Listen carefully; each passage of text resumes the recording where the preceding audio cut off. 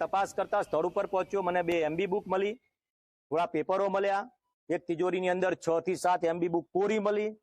બીજા ખાના અધિકારીના આવતા પછી મેં ખોલ્યા, જોયું તો અંદર 2 થી 3 ખાનાઓની અંદર ઓછામાં ઓછા 50 થી 60 સિક્કાઓ પડ્યા હશે, અલગ અલગ તાલુકાના એન્જિનિયરના સિક્કાઓ પડેલા। એટલે મને એમ લાગ્યું કે હવે તો એવો વિશ્વાસ સાથે કદાચ હું કહી શકું છું કે આ કદાચ બોગસ જ અહીંયા હોય। અહીંયા એક કોમ્પ્યુટર પણ છે, જો એ કોમ્પ્યુટરને પરફેક્ટથી તપાસ કરવામાં આવે અને જે પ્રિન્ટરો છે, પ્રિન્ટરોમાં કેટલી પ્રિન્ટ કેવા પ્રકારની નીકળી એ ફોરેન્સિકમાં એની તપાસ કરીને શું કરવામાં આવ્યું છે, આ દાખલો બેસાડવા માટેની જરૂર છે।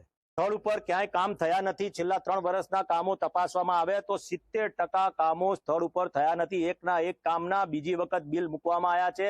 આની પહેલા ભૂસ્તર ખાતાની ગ્રાન્ટની મેં તકેદારી આયોગમાં ફરિયાદ કરી, બંને જગ્યાએ મેં ફરિયાદ કરી છે। 1-2 અધિકારી પોતાના ઘર માટે અથવા પોતાની મહત્વાકાંક્ષાઓ પૂરી કરવા માટે આ પ્રકારનું જે વર્તન કર્યું છે અને વર્તણૂક કરી છે એ કદાચ શંકાના દાયરામાં છે।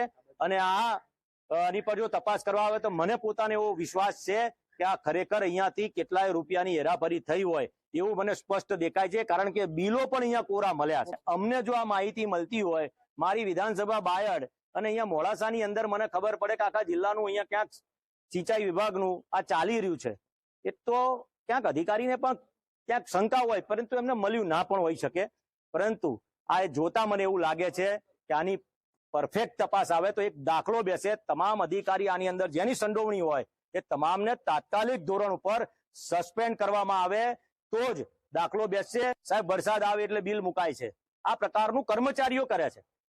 આ જે પ્રકારની વાત છે એમાં ક્યાંક સરકાર ઉપર છાંટા ઉડે છે, પરંતુ મેં પહેલા પણ કીધું છે, કલેક્ટર હોય કે SP હોય હંમેશા પોઝિટિવ રહ્યા છે અને માનનીય મુખ્યમંત્રીશ્રીએ તમામ વાતોને સાંભળીને એનો નિકાલ આપ્યો છે।